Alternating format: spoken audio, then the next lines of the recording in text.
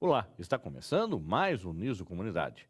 Hoje vamos receber o coordenador do curso de Biomedicina, professor Dr. Eric Barioni. Ele vai falar sobre intoxicação. E ainda nesse programa, vamos conversar com a professora Tânia Regina Ferreira. Ela é responsável pelo projeto Farmácia Comunitária da Uniso, junto com a PUC. Está no ar o programa Uniso Comunidade.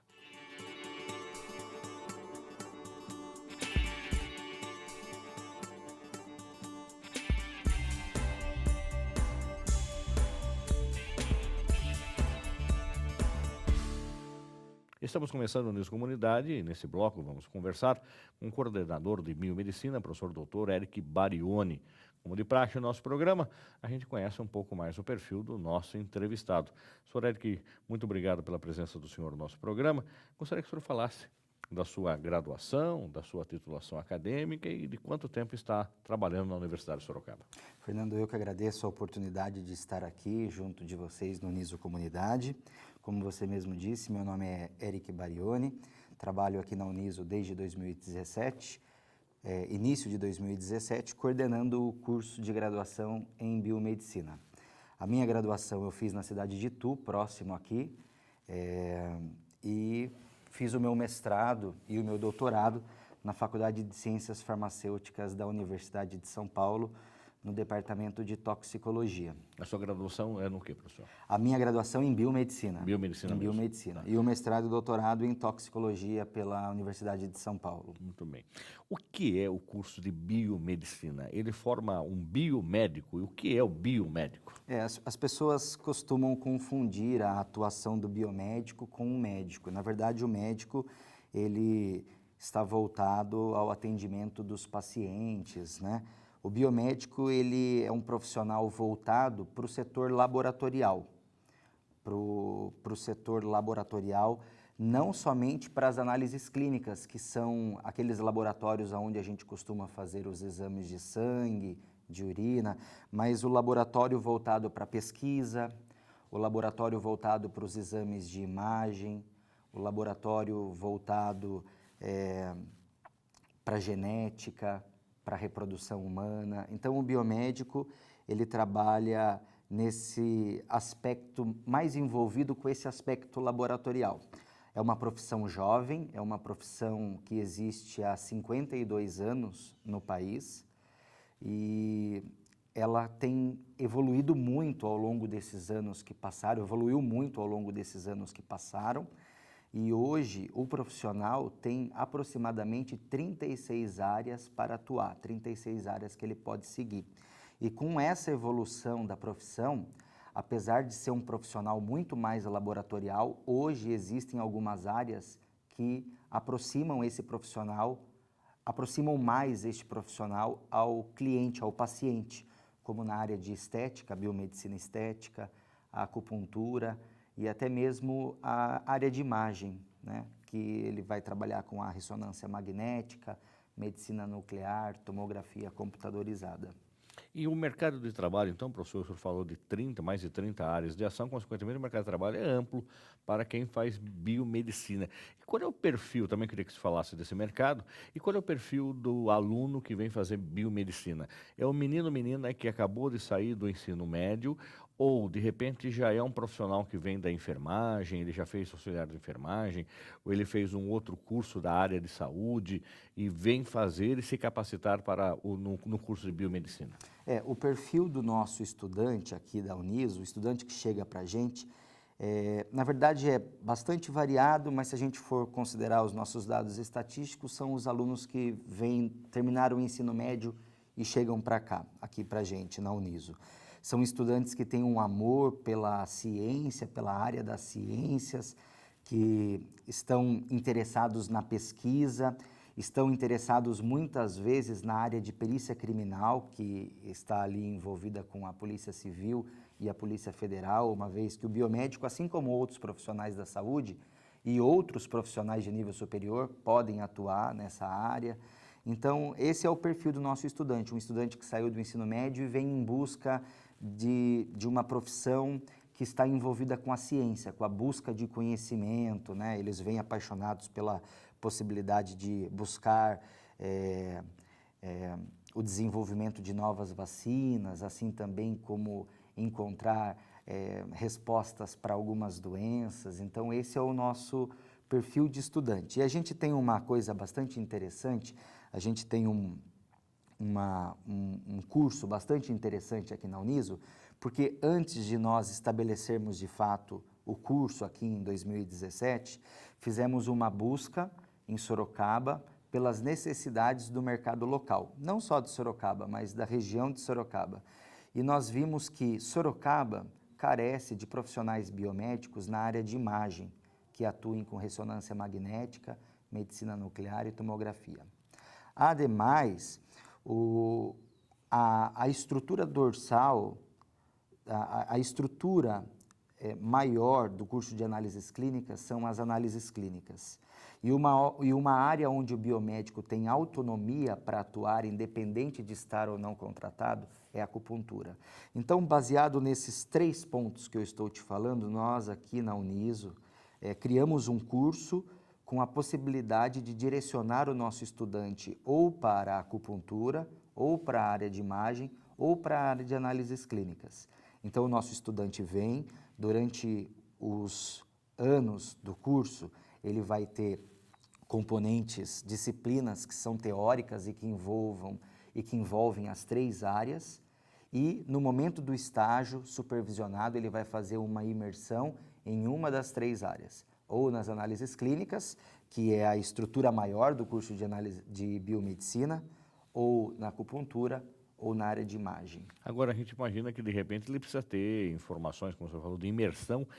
Nós temos hoje laboratórios ou convênios com empresas que têm esses equipamentos para que o aluno possa conhecer de perto, ver como é que funciona, operar o equipamento, acompanhar um profissional já formado? Olha, Fernando, Sorocaba recebeu muito bem o nosso curso de biomedicina aqui na Uniso. Então, hoje os nossos alunos estão no 4º período. Então, eles estão... São quantos períodos? São 8 períodos. Então, eles estão atualmente na metade do curso, né? A proposta é para, num futuro próximo, nós tenhamos o nosso laboratório de análises clínicas aqui na Uniso, assim como também a nossa clínica de acupuntura vai acontecer aqui na Uniso, na nossa clínica de saúde. E os laboratórios de imagem, que esses possuem equipamentos que são inviáveis de ter dentro da universidade, esses vieram ao nosso encontro nos procurar buscando parcerias. Então, Sorocaba possui clínicas de imagem importantes e também clínicas de análises clínicas muito importantes, laboratórios. E esses laboratórios, essas clínicas vieram ao encontro do curso, da coordenação do curso, buscando instituir parcerias para ter os nossos estudantes junto com eles. Então, isso para a gente foi uma alegria aqui na Uniso e para o curso de biomedicina. Lembrando que nós temos uma parceria também com a Santa Casa do Sorocaba, onde Exatamente. tem esses equipamentos já à disposição dos nossos alunos, e eles já estão fazendo estágio lá, não é isso? Com certeza, e a nossa clínica de acupuntura será lá, né? Então, os alunos que optarem pela acupuntura farão uma imersão nesse local. Nós aqui não formamos biomédicos especialistas em acupuntura, análises clínicas ou imagem. Eles serão direcionados a essa área, estudarão e sairão habilitados pelo conselho profissional a atuarem. Para serem especialistas, eles necessitam desenvolver um curso de pós-graduação lato sensu ou stricto sensu, que é o mestrado e doutorado. Muito bem. Professor, a gente estava falando aqui desses exames de análise e a gente falou no mercado de trabalho. Quando o aluno, de repente, vem fazer biomedicina, ele pode até ser influenciado por algum dessas séries de televisão, que eles saem onde o profissional consegue detectar a marca do exame no chão, tem uma gota de sangue. Isso também chamou a atenção dos alunos, eles vêm com esse vocabulário, às vezes, de séries de TV. É isso que chama a atenção também deles? Com certeza, esse é um fator assim bastante atrativo para os alunos que assistem séries como CSI e como a área forense, ela também, como biomédico, pode atuar na área forense. Ele pode prestar concurso, então? Pode prestar concurso, assim como outros profissionais da saúde e outros profissionais de nível superior, engenheiros, não há uma restrição. Então, esse biomédico vem querendo buscar, querendo desenvolver o curso para prestar o concurso. Inclusive, tem algo que eu coloco aqui no seu programa de primeira mão, que o Rio de Janeiro, ele está sendo pioneiro numa parceria com a Polícia Civil, onde eles criarão a 36ª habilitação do profissional biomédico, que é a biomedicina forense.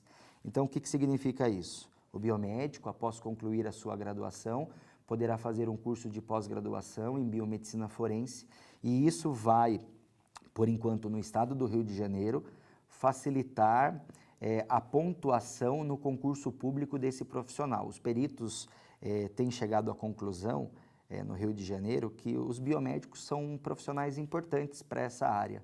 Então, uma forma de incentivo para que eles participem desses concursos, o profissional que tiver essa especialização poderá adquirir uma maior pontuação no concurso público para perito, tá? Então, com certeza. Inclusive, uma coisa muito interessante que aconteceu essa semana, nós temos um estudante aqui que almoçou comigo essa semana e ele comentou da felicidade que ele teve ao desenvolver um curso aqui na Uniso sobre o uso de pipetas, micropipetas, que aparece muito em filme. Quem assiste as séries, por exemplo, onde o médico atende, pega a amostra do paciente e leva para o laboratório, e lá eles fazem as análises. É comum que os próprios médicos façam as análises, e daí os alunos veem as pessoas, esses médicos pipetando, usando aquele instrumento laboratorial que a gente chama de micropipeta, que transfere um volume de um local para o outro. E ele veio muito feliz, falando que tinha frequentado um curso aqui na Uniso e tinha utilizado esse instrumento para fazer a transferência, e a felicidade dele foi assim, muito grande. Ele falou: cheguei em casa e contei para os meus pais, e meus pais não entenderam a minha felicidade, mas é porque eu vejo isso em série e sempre tive o sonho de pegar esse instrumento na mão e poder transferir o volume. Então isso influencia bastante, com certeza.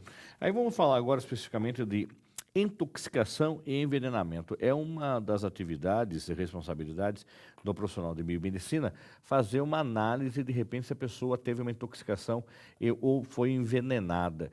Intoxicação a gente pode levantar, não é uma intoxicação alimentar que a gente vai discutir aqui, mas é uma intoxicação por produtos. E a gente estava falando antes de começar o programa, não sei se você já fez essa experiência em casa, eu já tive essa infelicidade, quando você resolve produzir o seu próprio produto de limpeza, tá? Se já existe um determinado produto para fazer determinada coisa, por que você vai inventar, né? Mas aí alguém disse, que falou, que comentou, saiu no YouTube, mistura lá metade de um vidro de água sanitária com metade de um vidro de amaciante de roupa, você põe um pouco mais de álcool e você coloca mais umas gotas de ácido clorídrico e você aí criou lá, nossa, isso para limpar chão é maravilhoso, mas subiu um vapor que você ficou tonto com esse vapor.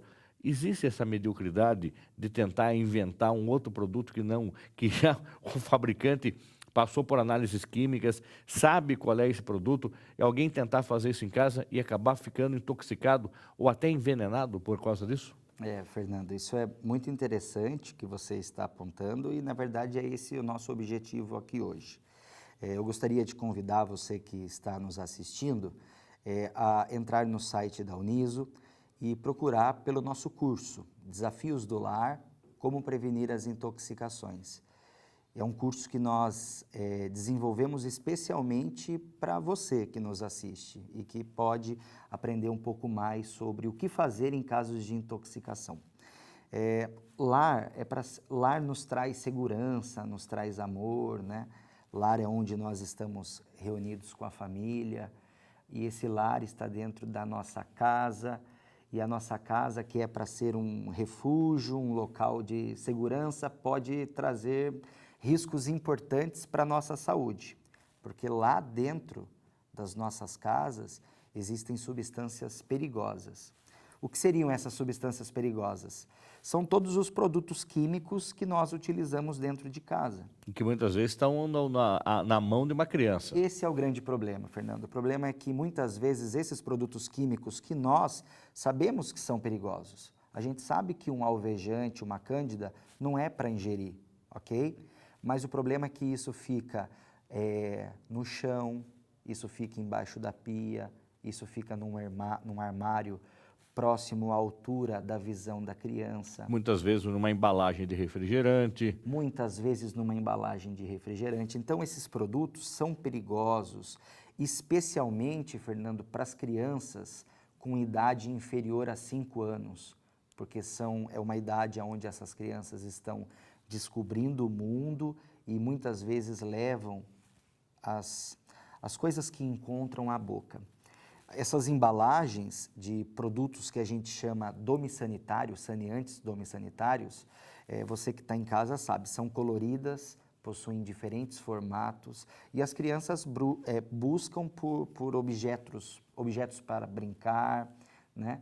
E na altura da criança, no chão, essas crianças podem fazer o quê? Ingerir essas substâncias, tá? E ingerindo essas substâncias, aí nós teremos um caso de intoxicação, onde ela vai manifestar sinais, sintomas decorrentes daquela interação. Partindo daquilo que você comentou, esses riscos de ingestão estão associados a crianças com idade abaixo de 5 anos, afetando crianças majoritariamente entre 1 e 4 anos.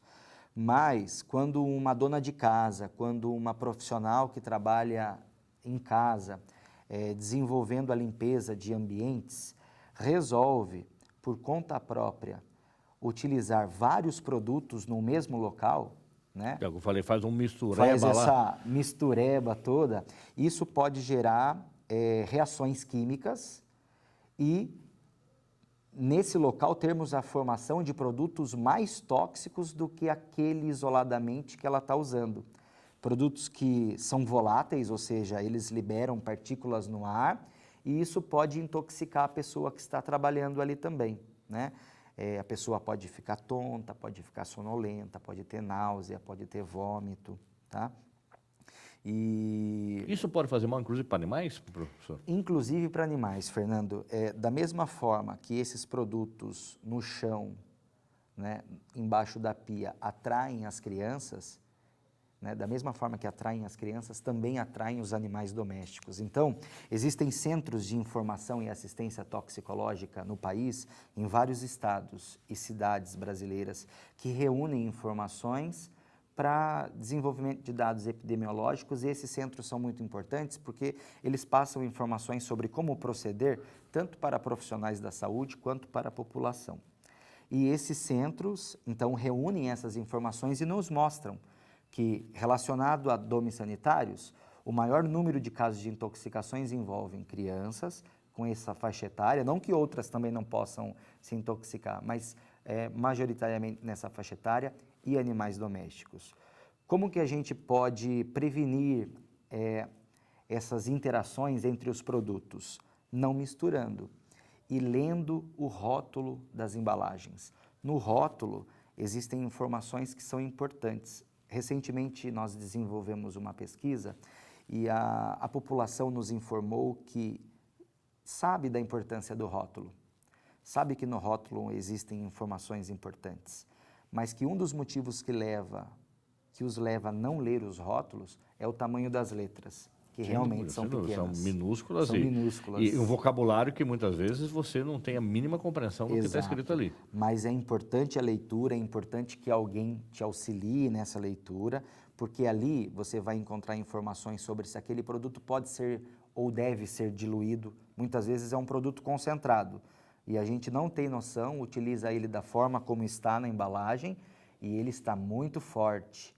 Pode liberar partículas no ar. Se nós não utilizarmos os equipamentos de proteção individual, então, por exemplo, uma luva de borracha, uma bota, ele pode corroer as mãos, pode machucar as mãos. Então, no rótulo tem lá, deve ser diluído, não deve ser diluído, não deve ser misturado, né? Em casos de contato com os olhos, com as mãos, com a pele, com a boca, o que fazer. E o mais importante, em casos de acidente, existe lá na embalagem o número do CEATOX, que é o Centro de Atendimento Toxicológico, ou CIATOX, Centro de Informação e Assistência Toxicológica. É um número que a gente pode ligar 24 horas por dia, independente de ser profissional da saúde ou população, comunidade, e que lá a gente vai obter informações sobre o que fazer em casos de intoxicação. Tá, então, no caso, por exemplo, se a gente tiver uma situação em casa em que uma criança acaba ingerindo um produto desse tipo, ou a dona de casa também perceba que não está passando mal porque usou aquele produto, ela pode procurar e deve procurar um médico, um posto de saúde que seja, e de repente levar esse produto, porque ele fala, olha, depois que eu usei esse produto, ou depois que a criança teve acesso a esse produto, ou até num veterinário, né? Você que tem cachorrinho em casa, gatinho, alguma coisa, e o bichinho começou a passar mal, leva para o veterinário também, Imediatamente. porque aí ele vai saber que tipo de produto é, ele pode ligar para um desses centros e falar, olha, o que eu faço agora? Pode Exatamente. pedir uma orientação, é isso? Mesmo porque o médico, tanto da área humana ou veterinária, a infinidade de produtos, o número de produtos é muito grande, né? Então... Provocar, por exemplo, o vômito ou tomar leite... Inadequado. Não é o adequado. Porque imagine que essa criança consumiu um produto que é corrosivo ou que causa uma lesão importante na boca, esôfago, estômago. Se o vômito for provocado intencionalmente, essa lesão poderá ocorrer 2 vezes ao retornar, ok? O leite, administrando leite, você pode aumentar a absorção dessas substâncias tóxicas. Então, isso é totalmente inadequado. Na iminência de um caso de intoxicação, você deve imediatamente procurar ajuda médica. Imediatamente. Mas nunca se esquecer de levar com você a embalagem do produto e o rótulo do produto. Aí, Fernando, desculpa te cortar, a gente entra num problema importante. Em Sorocaba e nas demais cidades da região, é uma prática comum a venda de produtos saneantes para uso em casa, clandestinos. É por isso que eu falei da embalagem do refrigerante. Isso é um risco tremendo. Primeiro que eu não sei como é que foi produzido. Não Onde existe foi um produzido? padrão. Não, e outra, não tem nada, não tem rótulo nenhum. Não tem rótulo Por isso que eu já falei que já aconteceu na casa de uma pessoa conhecida, ela comprou de galão e era colorido, deixou em cima da mesa, entrou uma criança, tia, tem refrigerante? Tem, pegue lá na cozinha. Estava em cima da mesa, botou dentro de um copo, tomou um copo de água sanitária e começou a passar mal, quase foi a óbito, porque não quis contar para a mãe que tomou demais. E, na verdade, tomou demais, e o gosto, apesar de ser ruim, mas a criança tomou porque era um refrigerante novo, diferente, porque estava numa embalagem PET desse tipo. Por isso que a gente recomenda, independente da criança apresentar ou não sinais de intoxicação, se você confirmou que ela ingeriu ou está na dúvida porque encontrou um frasco aberto, fora do local, leve, mesmo sem sintomas, para o médico. Tá, aí que entra o profissional de biomedicina, quando ele vai fazer uma análise daquele produto que de repente não tinha nenhuma informação, nenhum rótulo. Aí fica muito difícil, né? Tanto para o profissional do laboratório, que vai receber as amostras, desse paciente para tentar encontrar, mas encontrar o quê? Né? Porque a pessoa leva uma embalagem PET, então uma embalagem de refrigerante, muitas vezes, que é totalmente inadequada para esses produtos, não foi feita para isso. Um produto que não está padronizado, a gente não sabe se ali, qual é a concentração e qual é a substância que está ali dentro. Então fica difícil, tanto para o profissional médico, quanto para o profissional biomédico ou de outra área, que esteja inserido dentro do laboratório de toxicologia e que tenha que fazer o diagnóstico dessa intoxicação em alguma amostra biológica, como sangue, né, conteúdo gástrico, vômito, etc. Então, isso pode também levar, professor, uma intoxicação dessa a óbito? Pode, com certeza. Existem, infelizmente, casos de óbito de crianças, por exemplo, que consumiram soda cáustica, né? A soda cáustica é um produto altamente corrosivo e aconteceu muito parecido com esse caso que você explicou, que aconteceu com uma pessoa próxima de você. Na verdade, isso foi um aluno que me relatou em São Paulo que um sobrinho consumiu, estava sobre a mesa. A soda cáustica líquida? Diluída. Diluída. E ele consumiu e foi levado ao hospital. Então, nesse consumo da soda cáustica, já teve uma corrosão toda da mucosa bucal, né, do esôfago, do estômago, foi levado ao hospital, ficou na UTI, mas não resistiu e foi a óbito. Então, isso é muito comum. A gente também deve se preocupar, Fernando, em casa, com os medicamentos. Todo mundo tem aquela farmacinha dentro de casa. E aonde os seus medicamentos estão guardados? As crianças têm acesso? Está num local de fácil acesso? São coloridos, né? Parecem balas e, acredite, o número de intoxicações por medicamentos está acima das intoxicações por produtos como alvejante, cândida, amaciante, sabonete. Em primeiro lugar, medicamentos, porque as crianças acham que são balas. Depois, nós temos os saneantes, domes sanitários. E depois, num menor número, mas com consequências que podem ser até piores, as plantas tóxicas. Dentro das nossas casas também, dentro do nosso lar, que é maravilhoso, muitas vezes a gente coloca plantas ornamentais para ornamentar o ambiente, para deixar ele bonito. Plantas como Comigo Ninguém Pode, que é muito comum aqui na nossa região, né? Plantas como Espada de São Jorge, né? Bastante comum na região, Coroa de Cristo. São todas plantas que são tóxicas e que podem causar o que a gente chama popularmente de envenenamento, né? São intoxicações nessas crianças ou animais domésticos. Muito bem, professor, e falando nisso, a gente está chegando ao final do programa. O senhor vai disponibilizar, então, um curso, como o senhor já comentou, mas queria que o senhor falasse mais uma vez. Como é que as pessoas podem ter acesso a esse curso? A comunidade, é aberto à comunidade? Existe um e-mail de contato? Queria que o senhor colocasse o seu e-mail institucional também. No site da Uniso tem informações do curso. Como é que eu faço para fazer esse curso que o senhor está ofertando? No site da Uniso, você vai acessar a aba Cursos, no item Cursos de Extensão. E nesse local você vai encontrar o nosso curso que se chama Desafios do Lar, como prevenir as intoxicações. É um curso em EAD, que é ensino à distância, e você pode ou não requerer o seu certificado. É um curso que visa mostrar para você que está em casa e para a gente que está aqui os perigos que existem no nosso lar, para a gente poder entender quais são eles, sobre como proceder em casos de intoxicação, e é um curso gratuito.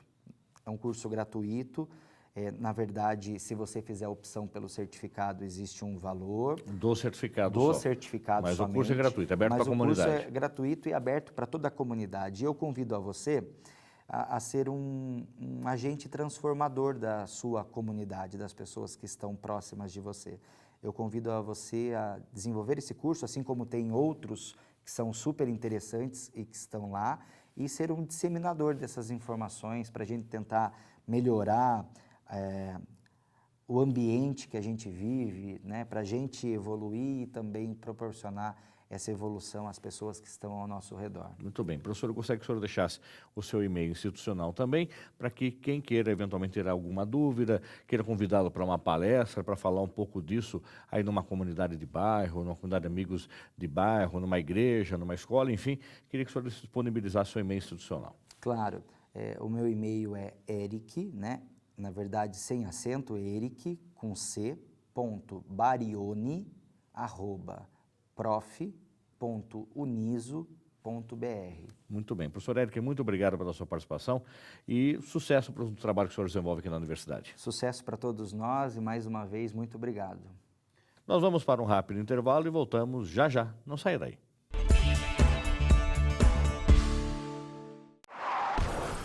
A cada 1000 atropelamentos, apenas 9 saem ilesos. É na faixa que o respeito pede passagem. Pedestre, sinalize com o braço estendido a intenção de atravessar na faixa. Condutor, freie para que o pedestre passe com segurança na faixa. Use o pisca-alerta para avisar o veículo de trás da sua intenção de parar para o pedestre. Com atitudes simples, fazemos um trânsito melhor.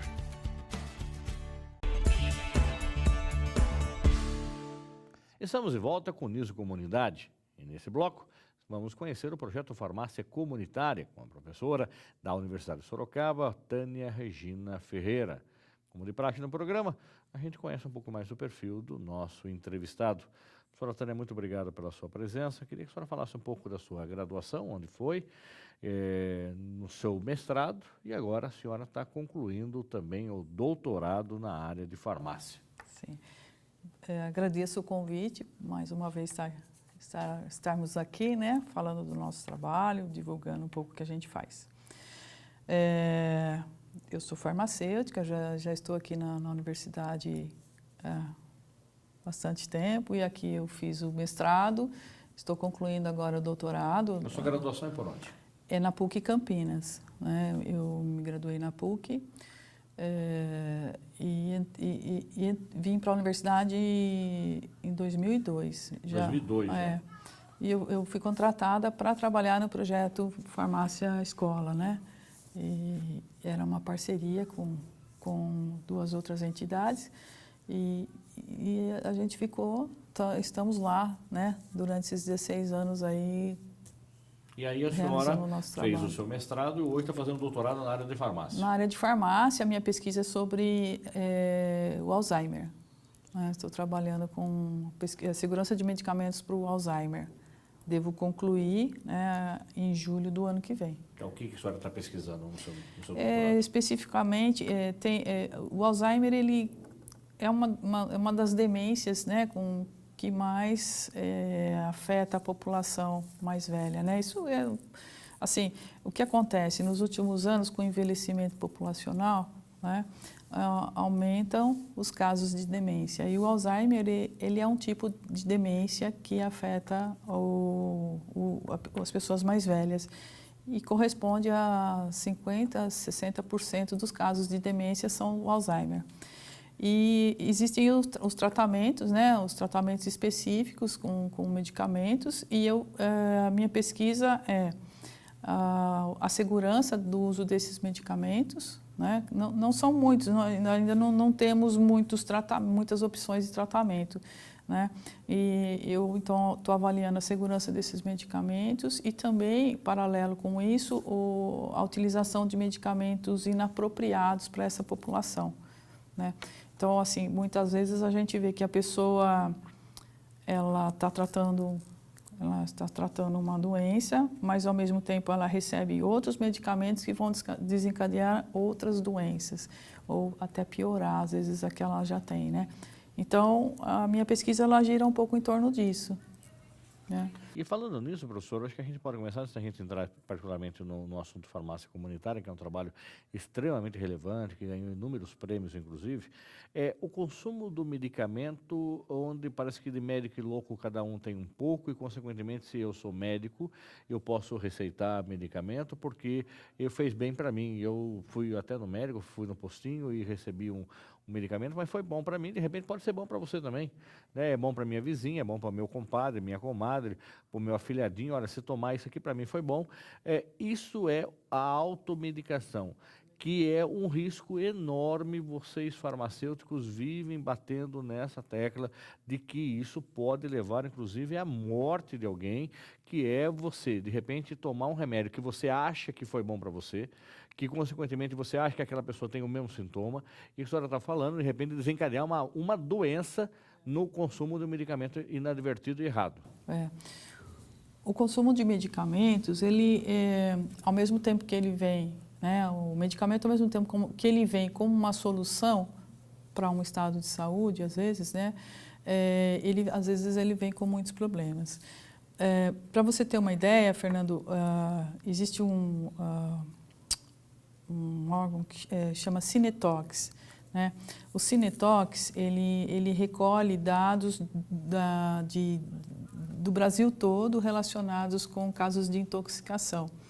E o medicamento, ele figura no primeiro lugar sempre, tá? Então, por várias causas, por uso indevido, por automedicação, por prescrições erradas, né? Então, ele está sempre no topo dos casos de intoxicação no Brasil. Então, realmente é considerado quase que um problema de saúde pública, né? Tamanho é o volume que isso acaba tomando. A automedicação é assim, uma pessoa nunca ela é igual a outra. O organismo, ele é diferente do outro, né? Então, assim, às vezes eu tomo uma coisa, eu tenho certeza que aquilo lá foi ótimo para mim, né? E falo, olha, Fernando, toma isso aí que é tiro e queda, vai acabar com a sua dor nas costas aí. Mas nem sempre é assim, né? Então, nós estamos, às vezes, falando de um sintoma que você tem, né? Que pode parecer igual àquilo que eu tinha, mas pode ser uma outra manifestação. Então, aí surge, por exemplo, você começa a tomar um analgésico para uma dor nas suas costas, que você acha que é igual à minha que eu tinha do mau jeito, e não é. A sua é um caso de pedra, por exemplo, no rim, ou é um tumor, ou é uma hérnia de disco, não é? Ou uma apendicite, que às vezes essa dor reflete, né? Então, assim, fica complicado você falar, vai, tome isso. Então, o que eu sempre falo? O nosso sistema de saúde, ele às vezes não permite, né? Principalmente, assim, para as pessoas que não têm acesso a um sistema privado, de chegar, doeu aqui e tal, vai lá e imediatamente é atendido, né? Então, às vezes não permite. Então, assim, presta atenção, né, na intensidade desse sintoma, dessa dor, dessa coisa que você está sentindo, né, dessa manifestação, como que ela apareceu. E assim, lógico, se você tem uma dor de cabeça hoje, né, teve um dia intenso, um calorão, tal, estressou, toma lá o seu analgésico e dá uma relaxada. Agora, se todo dia essa dor de cabeça começa a aparecer, se todo dia essa dor de cabeça ela passa a ser cada vez mais intensa, então não é uma coisa que você vai tratar só com um analgésico, entendeu? Então, nesse caso, a automedicação, ela foge do racional, que a gente chama, né? Ela foge daquele, do automedicação consciente que a gente fala, né? Então, assim, não sou totalmente contrária à automedicação, mas desde que você respeite o sinal que o teu organismo está dando, tá? E, assim, evita essa coisa, né? Casais que fazem muito, né? Assim, ai, a sua dor é igual à minha, né? A sua pressão alta é igual à minha, então dividem tudo, né? Então, presta muita atenção em relação a isso. Professora Tânia, mas com relação especificamente à automedicação, mas eu posso perguntar a um farmacêutico se de repente apresentar para ele um sintoma que eu tenha na farmácia e pedir uma orientação? Outro detalhe, se discutiu há um tempo atrás, não sei se isso já está em vigor, que o farmacêutico poderia ser o farmacêutico clínico. Ele teria literalmente um consultório dentro da farmácia para atender esse paciente de forma privada, onde ele teria um ambiente ali que poderia ser mais adequado do que simplesmente chegar no balcão e expor o seu problema. Como é que está a situação do farmacêutico clínico e seu farmacêutico no balcão da farmácia pode ajudar, de repente, na orientação da prescrição de algum medicamento? Tá. São duas coisas, né, que você falou.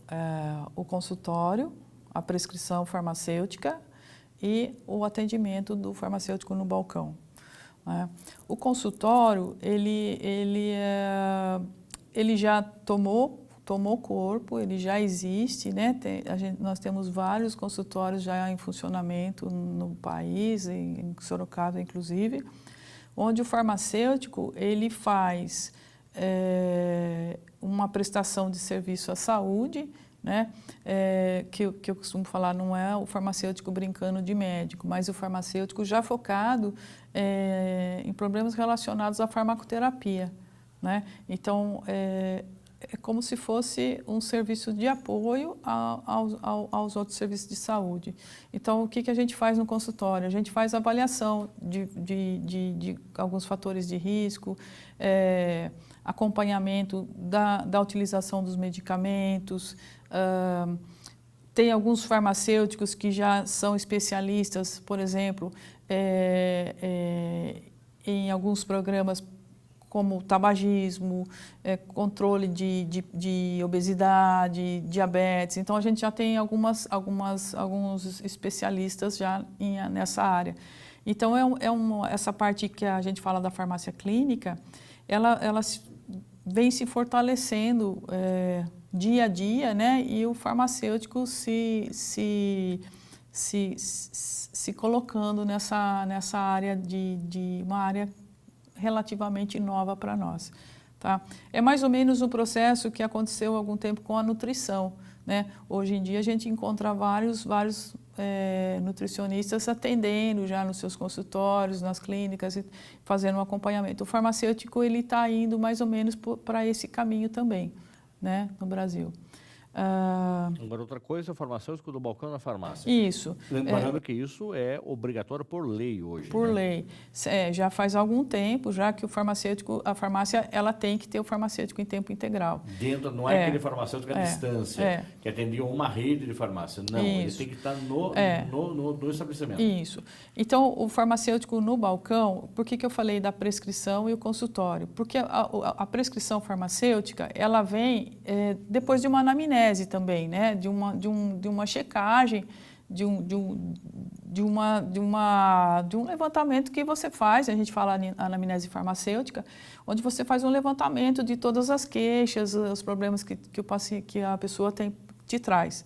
E aí, em consequência disso, você faz uma prescrição. Na prescrição, você pode prescrever medicamentos, como pode receitar tratamentos não medicamentosos, hidratação, algum tipo de restrição, alimentação, a restrição alimentar. Então, assim, a gente pode fazer isso tudo além da prescrição de alguns medicamentos. Né? E não é tudo que o farmacêutico pode prescrever. Ele pode prescrever o que a gente chama de medicamentos isentos de prescrição. Você fala, pô, mas que brincadeira é essa? Se é medicamentos isentos de prescrição, por que o farmacêutico pode prescrever? Esses medicamentos isentos de prescrição são aqueles que a gente olha na farmácia e que não tem tarja. Não tem aquelas tarjas vermelhas, pretas, né? Venda sobre prescrição médica e tal. Porém, são medicamentos que não são isentos de orientação. Tá? Então, não tem uma prescrição, mas precisa ter uma orientação para ser usado de forma adequada e segura. Né? Agora, sim, então, quem vai prescrever? É esse farmacêutico que está no consultório. Para isso, a legislação, já existe uma legislação que já apoia o farmacêutico e já é uma realidade para nós. Agora, no balcão, o farmacêutico ele não consegue fazer essa prescrição. Né? Que prescrever é o ato de você preencher um documento. A prescrição, a receita é um documento. E no balcão você não tem condições de fazer isso. Isso é uma coisa até um pouco desagradável, porque assim, a gente percebe que as redes, principalmente, elas não têm diferenciado esse profissional. Ao mesmo tempo que eles querem utilizar, né? Porque é um marketing, né? Você tem um consultório farmacêutico, um farmacêutico prescrevendo, mas eles querem utilizar o mesmo farmacêutico que trabalha no balcão. Né? Tá, deveriam ser profissionais distintos. Distintos, então. Com salários distintos, com carga horária distinta. Né? E o que eles fazem? Eles pegam esse farmacêutico que fica ali recebendo o paciente, que é uma coisa, um avanço nosso também, né? Você chegar na farmácia, encontrar o farmacêutico e ele te dá toda a orientação, tirar suas dúvidas com relação aos seus medicamentos, como é que você toma, horário, frequência e tal. Isso é um avanço também, né?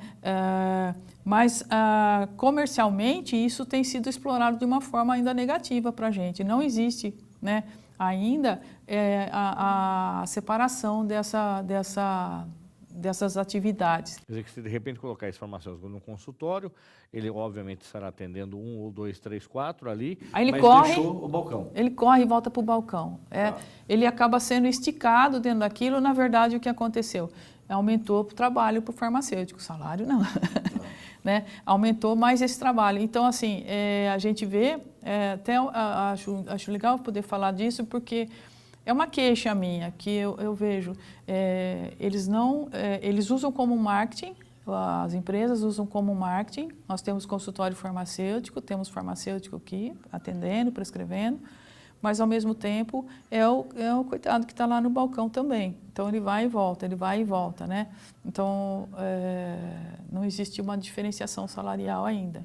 Agora, ter uma farmacinha em casa, eu comprei um remédio que eram lá 12 comprimidos, eu tomei 6, já resolvi, não precisa tomar mais porque já acabou a dor, acabou o meu problema, independente do médico ter mandado tomar 12, mas os 6 já fez bem.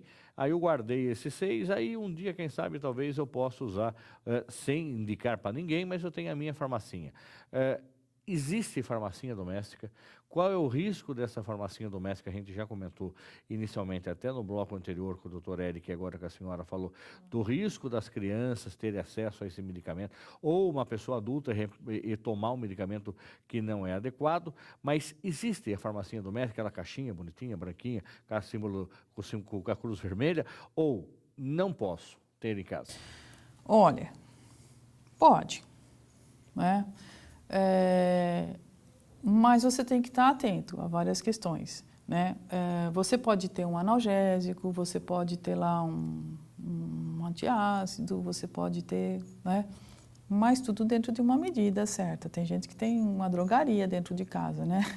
Então isso não é adequado. Eu não sou contrária à farmácia doméstica, só que você tem que estar sempre atento, que as datas de validade, ao local de conservação, se é seguro ou não para a tua família, para os teus animais, para os teus filhos, para os seus idosos, né? Quem é que tem acesso àquela caixinha. Com relação às sobras que você falou, geralmente a gente não vai usar mais, né? A gente acaba não usando mais. Então, assim, sobrou o quê? Por exemplo, o seu exemplo foi um medicamento, foi um comprimido. Isso, eram 12, não é meia dúzia, resolveu. Primeiro que eu resolveu também... Primeira coisa, resolvi por conta. Então, o que eu queria saber, resolveu, você fez o tratamento correto, você interrompeu antes quando achou que estava melhor, né? Por que é que sobrou? Essa é a minha pergunta. Primeira coisa, por que é que sobrou? Por exemplo, Fernando, o antibiótico. As pessoas começam a tomar um antibiótico, no primeiro dia, segundo dia, você não vê nada, não vê efeito nenhum. No terceiro dia, você começa a perceber. Então, você tem aquela melhora no terceiro dia, e o que você faz? Não vou mais tomar antibiótico, não é para ficar tomando assim, já sarei, pronto.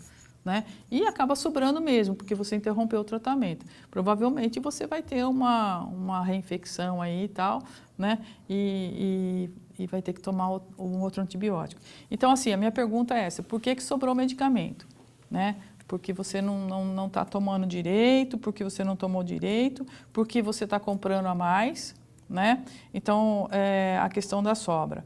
Mas se sobrou, né, dificilmente você vai utilizar. Então, o que eu sugiro? Doe em algum desses lugares, a farmácia comunitária, por exemplo, a gente recebe esse medicamento, vai avaliar condições as condições gerais desse medicamento, prazo, validade, conservação e tudo, e vamos ver se a gente vai usar ou não, né? Então, seria uma opção. Se é um medicamento líquido, por exemplo, jamais, entendeu? Ok, começou a consumir e joga fora. Tomou Depois, xarope, era para tomar 10 dias, ainda restou um pouco. As pessoas sempre confundem lá, porque está escrito lá no meu xarope, lá, é um frasco de 100 ml.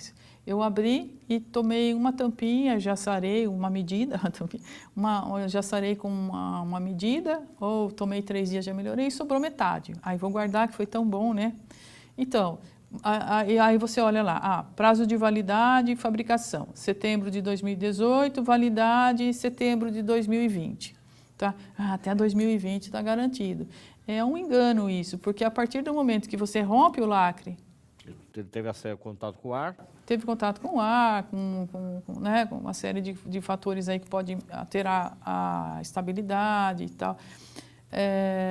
Já não vale mais. Então, o medicamento, assim, ele vale no máximo mais 1, 2 semanas, né? E a gente encontra nessas farmacinhas, a gente encontra lá, né, o resto do colírio da conjuntivite do verão passado, né, o xarope do inverno passado, o antialérgico. Então, assim, precisa avaliar o que realmente você tem nessa farmacinha.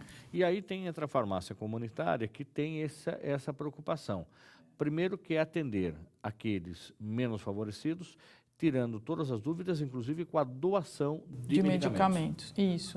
Fernando, só deixa eu voltar só um pouquinho nessa questão da farmacinha. Pois não. Além dessa sobra de medicamentos, o que a gente costuma ter em casa? Os medicamentos que são de uso da família. Então, por exemplo, eu tenho os meus pais, meu pai toma tal coisa, ela toma tal coisa, minha mãe toma tal coisa. As pessoas têm o seu medicamento. Então, essa é uma farmacinha também, só que já é Tem um De nome. uso diário, já Tem um controlado, nome. enfim. São medicamentos de uso contínuo e esse é do João, esse é da Maria, esse é do José. Então, assim, principalmente quando a gente tem idosos, né, cuidado, né, com essa farmácia. Procura deixar em lugares separados, longe um do outro, porque existe uma tendência da gente trocar, mesmo se a gente for, eu me responsabilizo em dar o medicamento para a senhorinha, mas eu também posso errar se estiver perto da do senhor, entendeu? Então, assim, procura deixar em lugares separados, de uma forma que não corra risco de você trocar ou misturar os medicamentos, seja a pessoa tomando sozinha ou sendo administrado por alguém. Isso é uma coisa importante, porque acontece muito esse tipo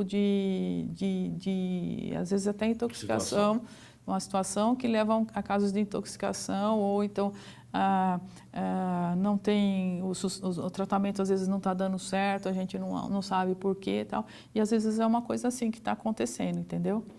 Agora, quem é que pode ser atendido, então, pelo projeto Farmácia Comunitária, que funciona junto ao hospital regional, ali perto, na área da PUC, é isso? Isso, é uma parceria, né, entre a Uniso, a PUC e o Centro Acadêmico Vital Brasil, que é o órgão representante lá, representativo dos alunos da medicina. Quem pode ser atendido? Qualquer pessoa, né? Desde que essa pessoa ela tenha uma receita médica. Essa receita médica pode ser pública ou privada, ela só tem que estar dentro da validade. Por exemplo, se for uma doença, um medicamento, uma doença crônica, um medicamento de uso contínuo, que a gente fala, essa receita vale até 6 meses a partir do dia que ela foi emitida. E se for um caso mais específico, um caso mais agudo, ela vai valer até 30 dias. Aí nós vamos avaliar lá no momento a situação, né? O que a gente procura muito com essas datas é tentar conscientizar as pessoas do uso realmente, o uso racional do medicamento. Por exemplo, se você tem uma receita médica que você foi no início do mês e o médico te passou lá para você teve um torcicolo, aí ele te passou um analgésico. Tomar 3 dias esse analgésico, não é? Lá no começo do mês. Por que você vai voltar hoje querendo de novo? Se você já nem está mais com aquela dor. Não consegui tomar, não sei o quê. Mas você está com aquela dor? Não estou mais. Então, para quê? Porque eu não tomei. Então, as pessoas às vezes têm essa coisa que elas têm que tomar, mas você já sarou, né? Então, coisas agudas, né? Uma torção, um resfriado, né? Então, são coisas assim que são mais doenças autolimitantes. Então, elas tendem a se curar sozinhas e tem um prazo. Então, assim, por que você vai ficar repetindo essa receita a vida toda? Né? Então, a gente avalia isso. Então, todo mundo pode ser atendido lá, então desde que seja o paciente, o cuidador ou alguém da família. Eu queria que você deixasse um telefone da farmácia, o endereço da farmácia, por favor. Isso. O endereço da farmácia fica dentro do campus da PUC, né, na rua Dr. Semi Stefano, número 13. Nosso horário de atendimento ao público é das 14 às 17 horas, de segunda a quinta. A gente atende mediante a distribuição de senhas. Essas senhas, elas são distribuídas na portaria lá da PUC, a partir das 6 horas da manhã, né? Então, as pessoas vão chegando e vão pegando a senha. O que mais? Tem o telefone de contato? O telefone é 3212-9542. Mas, assim, nós não informamos se tem o medicamento. Por telefone? Né? Por telefone, não, porque nós não temos condição de ficar prestando esse serviço, porque daí todo mundo fica ligando para saber se tem. Então, é mais assim, esse telefone é mais no caso de se você tem uma doação e quiser saber como é que faz e tal. A farmácia pode receber isso? Pode receber. Eu gostaria que a senhora também passasse o seu e-mail de contato para que quem queira bater um papo com a senhora, saber a respeito de doação. Eu tenho remédio em casa, posso doar, não posso? Mas quero mandar um e-mail para conversar com a professora Tânia. Qual o e-mail mais fácil de falar com você? Olha, pode mandar no e-mail da universidade mesmo, que é tania.ferreira@prof.uniso.br. Tá certo. Tânia, muito obrigado pela sua presença no nosso programa. Eu que agradeço. Sucesso pelo trabalho que vocês realizam lá na Farmácia Comunitária Vital Brasil. Sucesso. Esse ano estamos comemorando 16 anos, aliás, 16 né? anos na farmácia. Então é uma boa caminhada já, né? Muito bem, com certeza. O programa Unidos Comunidade fica por aqui. Para entrar em contato com a nossa produção, basta acessar o Facebook, é o Uniso Comunidade. Caso você queira rever esse e outros programas, visite o nosso canal no YouTube, é a TV Uniso. Até o próximo programa. Até lá!